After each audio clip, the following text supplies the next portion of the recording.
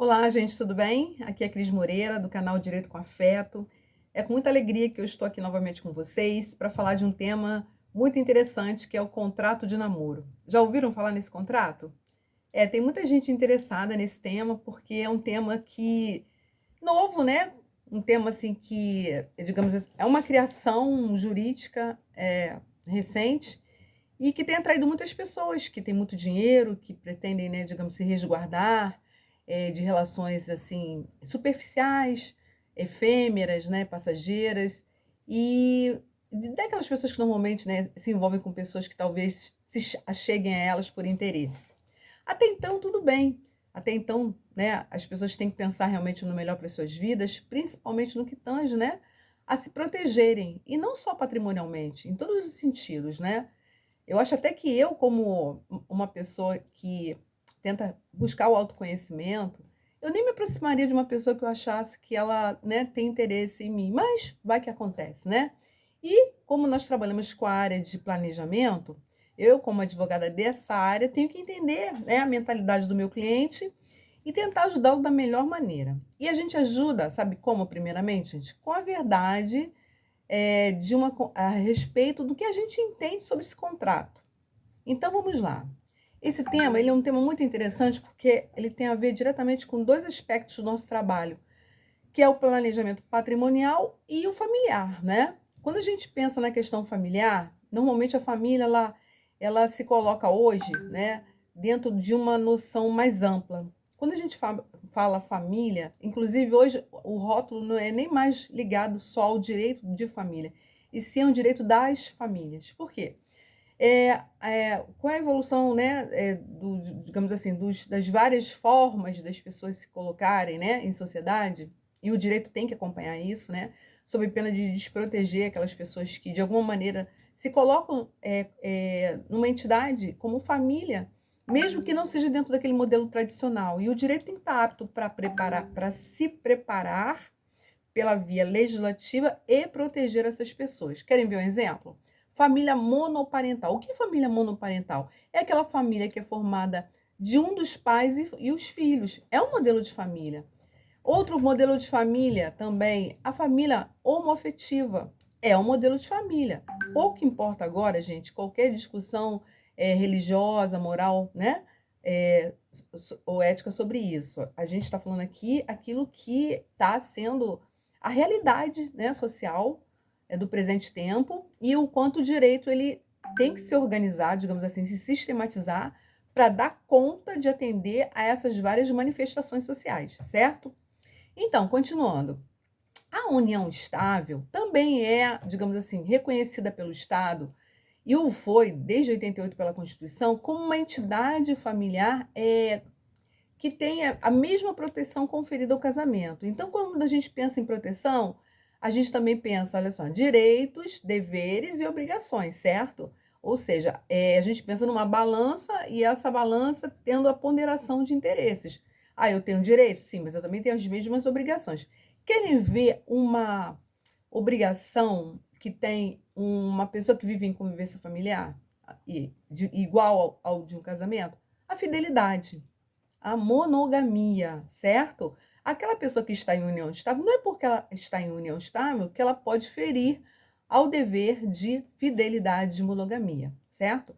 E a mesma coisa se coloca no casamento. E detalhe, sendo essa união estável né, digamos assim, formalizada pela via de um contrato ou não, tá? Por que que eu digo isso? Porque possa ser que você vive em união estável com alguém, e detalhe, para que você e essa pessoa realmente configure uma união estável, não pode haver nenhum impedimento para o casamento, certo?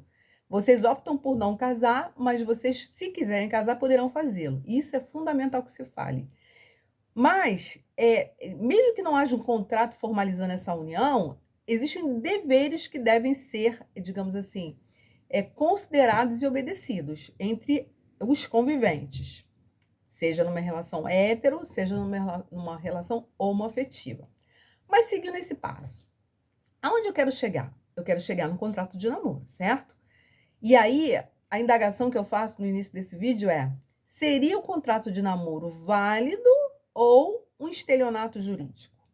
Por que que eu fiz essa formulação e da maneira como fiz, gente? Justamente para gerar um interesse sobre o assunto, porque é um assunto que está sendo, digamos assim, vendido por muitos advogados, né, com todo o respeito que eu tenho à minha classe, a todos os advogados, e a liberdade de atuação profissional que todos nós temos, mas, ao meu ver, com toda a liberdade que me assiste também como advogada, e advogada da área de planejamento, eu entendo que é um contrato que nós devemos colocar um asterisco do lado dele. Como assim? Poderá ser válido se ele corresponder a uma realidade vivenciada pelo casal, certo? É um namoro. O que é um namoro? Uma relação fútil, uma relação superficial, uma relação normalmente passageira. Ah, tudo bem, existe aqueles namoros que levam 10 anos? Até existe, mas vocês vão combinar aqui comigo que é meio que uma aberração. A pessoa está 10 anos junto, por que não casou antes, né? Mas tudo bem, ela está namorando, mas ela não é obrigada a nada, certo? Ela não tem dever de fidelidade, é isso que eu quero dizer. Ela não tem dever digamos assim, suprir qualquer expectativa do outro. É um namoro e, como tal, uma relação fútil, superficial. Ah, é claro, e aqui a gente tem que ressaltar que as regras de respeito, de ética, de moralidade devem ser obedecidas se isso for importante para o casal, certo? Mas aí é combinação deles. Mas não há amparo legal para eles exigirem nada em juízo. Ah, porque eu namorei tanto tempo, eu quero alguma coisa em troca, certo? Claro que, gente, a gente está falando aqui dentro de uma análise superficial.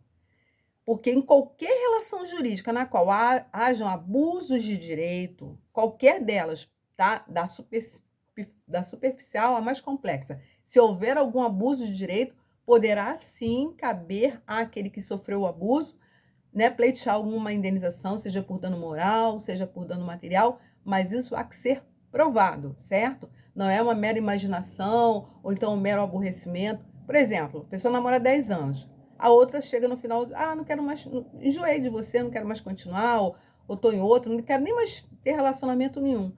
E aí, é um direito dela. Ah, você perdeu 10 anos da sua vida?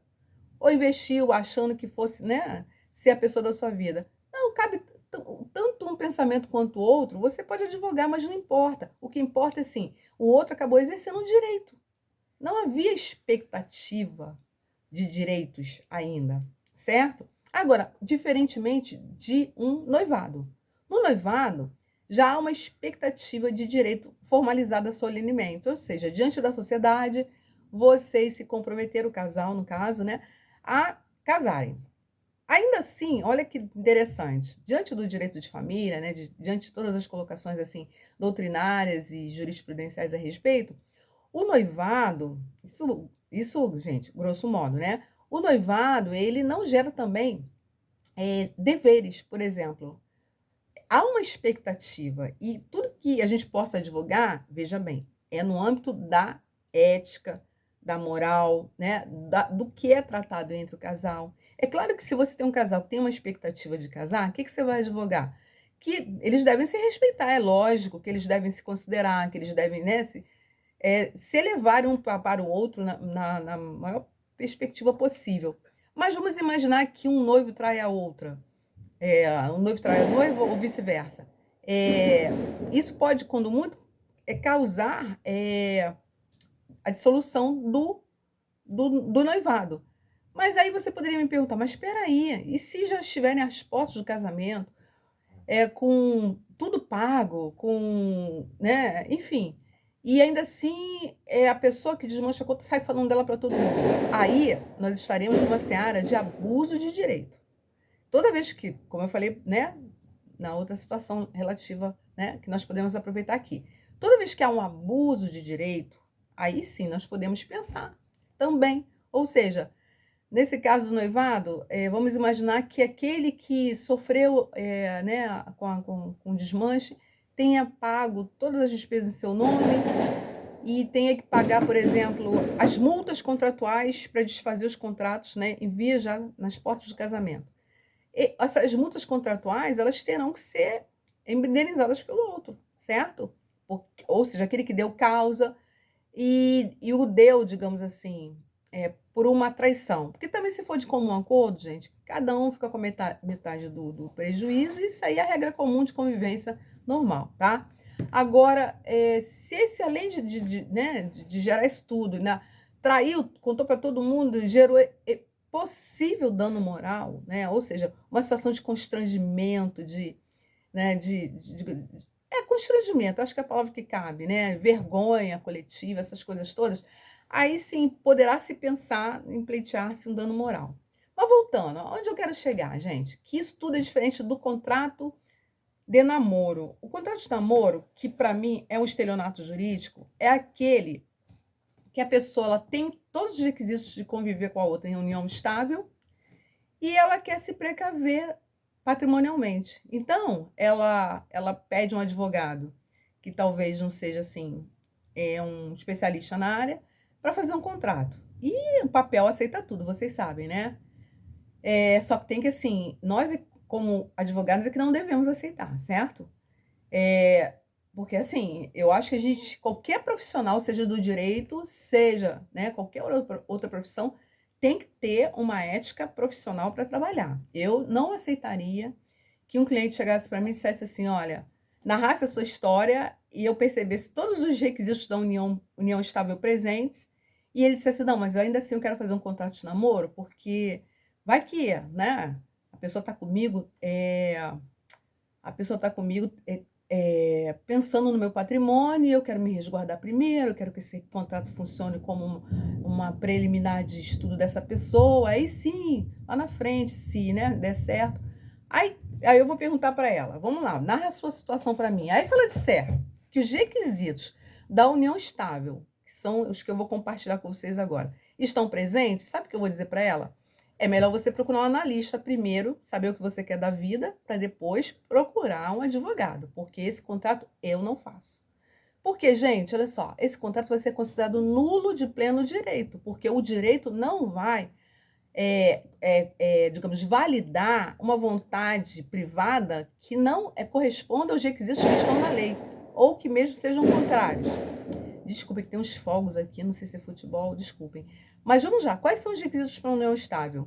Uma relação pública notória. Todo mundo sabe que aquele casal está sempre junto. Aquele casal tem uma certa estabilidade. Eles ficam brigando aquele casalzinho que um dia sim, um dia não brigam. Não, não é assim. Eles estão sempre juntos, se apresentam juntos. E mais que isso, eles podem até não conviver sob o mesmo teto, mas eles têm aquela característica de estabilidade, de notoriedade e detalhe. Além disso, gente, tem um outro requisito que eu tô querendo lembrar. Então, olha, tempo. Ah, o tempo. E o tempo, aí é que tá. Que tava faltando um e eu tava querendo lembrar qual é. E a questão do tempo, não é mais necessário 5 anos. Isso aí foi no início, quando a lei, a União Estável foi tratada pela Lei 9278 de 96, que diz que para se configurar uma união estável era necessário, no mínimo, 5 anos. Aí, depois, né, as coisas foram acontecendo, a realidade social é mais forte que o próprio direito, e o legislador teve que se vergar, né, se dobrar ao fato de que, às vezes, uma união estável ela pode ser caracterizada com 1 ano, com 2 anos, ou seja, depende de como a pessoa viva, até 6 meses, 8 meses, 10 meses, enfim. É a maneira como a pessoa se coloca, entende? É a maneira como a pessoa, com a intensidade que ela vive aquela relação, não é? E aí, voltando, né? Nesse caso, a gente está falando assim desses requisitos. Uma vez presentes esses requisitos, aí né, o pretenso cliente me narrando, eu vou dizer, esse contrato eu não faço. Mas, infelizmente, existem pessoas que fazem, né? Profissionais que fazem. E aí, por isso que eu digo, é um contrato que vale? Não vale se presentes os requisitos da união estável. Por quê? Por causa do fato de que ele estará traindo uma realidade. Gente, isso aí tem sido vendido como um produto assim bem atraente no mercado, né? Ou seja, se proteja pela via do contrato de namoro que você não vai correr qualquer espécie de risco. E eu, por fidelidade intelectual, eu tenho que também dizer o outro lado, a contrapartida disso tudo. Por que eu acho que o contrato de namoro pode ter alguma saída de ser válido e eficaz? Porque se ele consegue retratar uma realidade, ou seja, trata-se de uma relação fútil, trata-se de uma relação superficial, mas o casal ele é muito, digamos, cartesiano, e as pessoas têm o direito de serem como são, como querem ser, E eles decidem, ó, é melhor a gente botar tudo no papel logo, porque eu não quero constituir família com você. Ah, eu não quero compartilhar nada com você. Eu só quero, assim, a gente de vez em quando tá junto e vamos curtir alguns momentos juntos e ponto final. Mas já agora eu já quero, por exemplo, planejar que quando a gente viajar, você paga a sua conta, eu pago a minha. Eu quero planejar que, digamos, nesse período, né? Nós temos que estar juntos em alguns eventos e ponto final. Por exemplo, coisas assim que interessem a ambos, né? Cada um com sua realidade. Mas, gente, uma coisa que eu esqueci fundamental de dizer da união estável, e razão pela qual o Estado assemelha a união estável ao casamento, é o fato de que quem tem aqueles requisitos que eu já mencionei, né? Tem uma vida conjunta notória, né? Tá sempre junto em todos os lugares, né? Tem essa parceria. Digamos assim, affexo maritalis. O que é affexo maritalis, né? Esse tratamento de como se fossem marido e mulher, eles têm intimidade, eles cuidam um do outro, eles estão sempre juntos. E a questão do tempo, né? Nós vimos que é relativa, tá? Tudo vai dependendo da intensidade. E o detalhe mais importante, o casal vive assim por quê? Ainda que eles não vivam sob o mesmo teto, já repetindo, eles vivem assim porque eles têm intenção de constituir família. Eles têm intenção de constituir. Ou seja, eles estão assim porque supõe-se que eles sejam pessoas sérias, que levem a sério os deveres e os direitos, né, e as obrigações inerentes a quem também já é casado e vive da mesma maneira. A diferença é que há um papel, né, no casamento, e mais do que um papel, gente. Eu acho que quando uma pessoa casa com a outra, e aí eu defendo o casamento, eu defendo como uma instituição que traz estabilidade, que traz uma verdadeira assunção, né, de uma escolha. A pessoa escolheu alguém para viver a vida e ela assume isso, ela não tem problema de assumir isso, não. Ou seja, eu gosto de uma pessoa, quero dar a ela o melhor que eu puder, né, e quero receber da mesma maneira. Então, é isso que eu quero trazer para vocês hoje. Ao meu ver, o contrato de namoro é um engodo jurídico para aqueles que pretendam dissimular uma prática para tão somente, né, com vias de proteger seu patrimônio e o sentimento da outra pessoa, o que menos vai importar. Sem ser aqui piegas, sem ser moralista, nada disso, gente, mas eu sou uma profissional que trabalha numa área que é de humanas. E eu jamais vou deixar de olhar, né, de maneira holística esses outros lados do meu cliente, das pessoas que me procurarem. Até lá, deem um like, compartilhem e obrigada pela atenção de vocês.